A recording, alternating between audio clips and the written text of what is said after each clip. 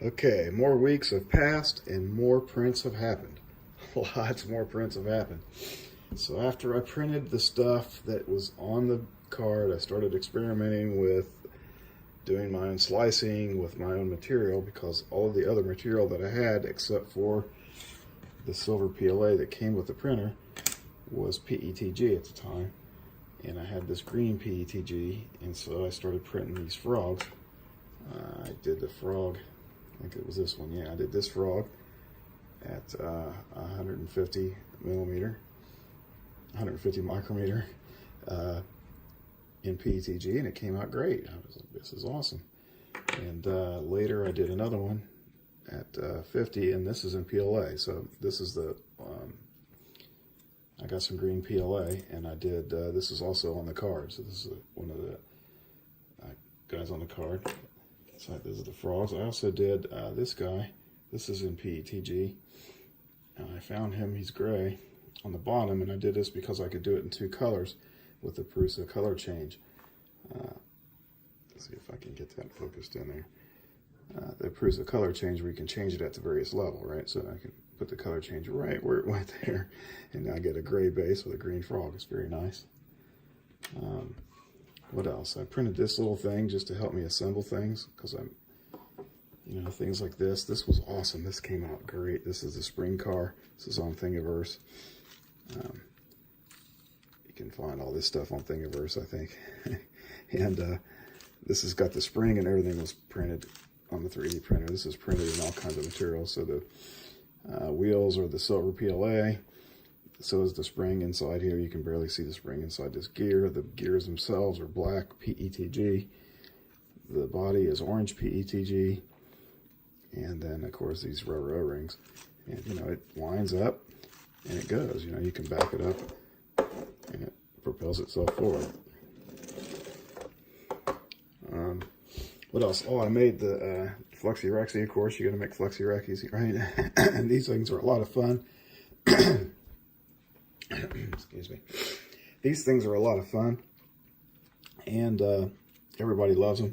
And then I started experimenting. Everybody wanted to know how it worked inside, and I was trying to describe what it looked like while it was printing.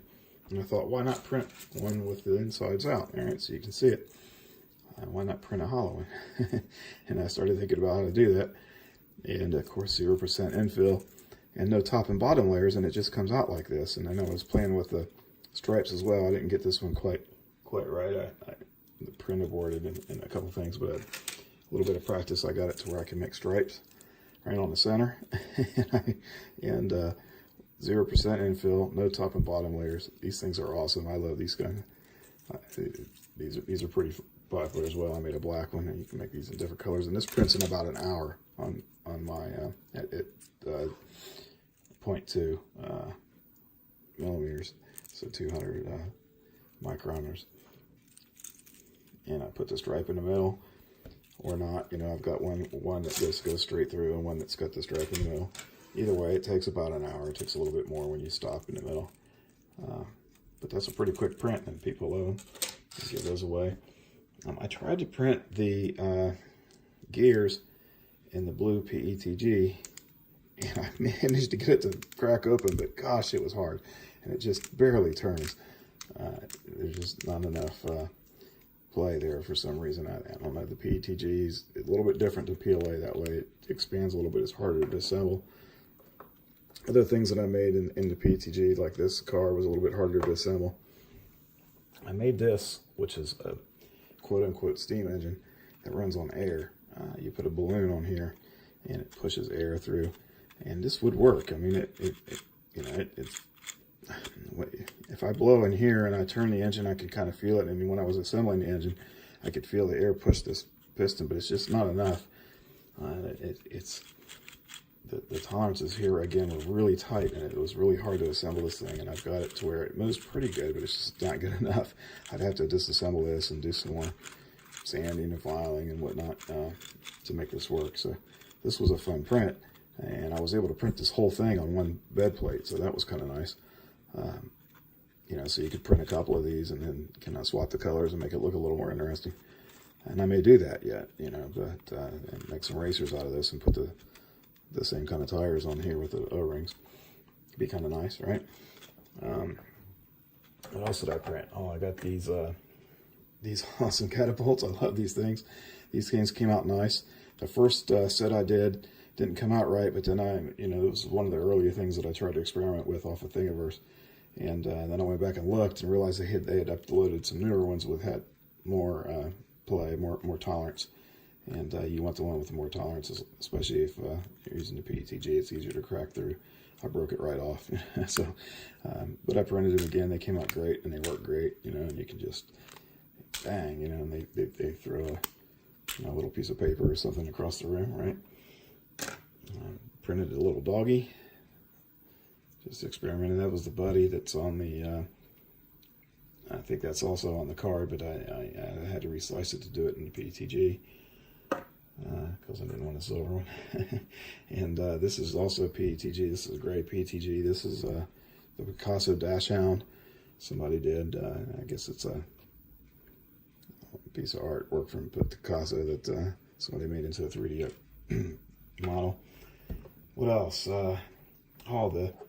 I got some white PETG, and then some white PLA, and then I printed this, which is on the card, and then that got me to looking at other things from the same source, which is Print the World, which is pretty awesome. You can find them on Thingiverse and other places where they've got their stuff to download, and they've got historical stuff like this. Here's the Parthenon, and archaeological things like this, and all kinds of other neat stuff you can print there from various museums. Then there's this PETG clamp that Prusa had on their website, and it's also on Thingiverse, and you can get it. This thing works really neat.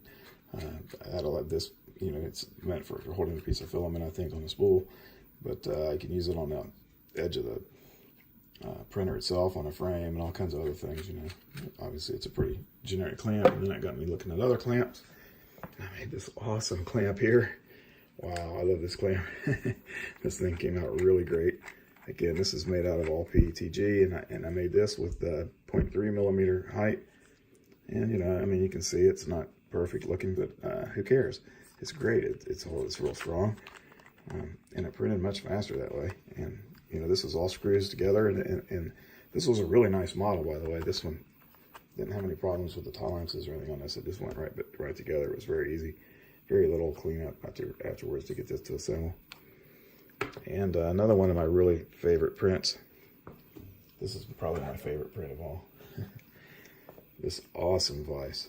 This was another YouTube video about this. I'll probably have to put a link to it. The person who made this and made the video about it made a video about making 3D printed objects and how to make them strong, and which direction to print them and things like that. And that was what it was about. And this was his example. And I saw this months ago, and I wanted one. And now that I got a 3D printer, I was able to print this out. It took several hours. It took a couple days and many prints. And but I got all the pieces together, and this also assembled very easily.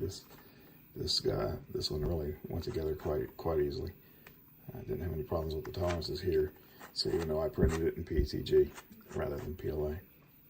So those are some of my prints for the last couple of weeks.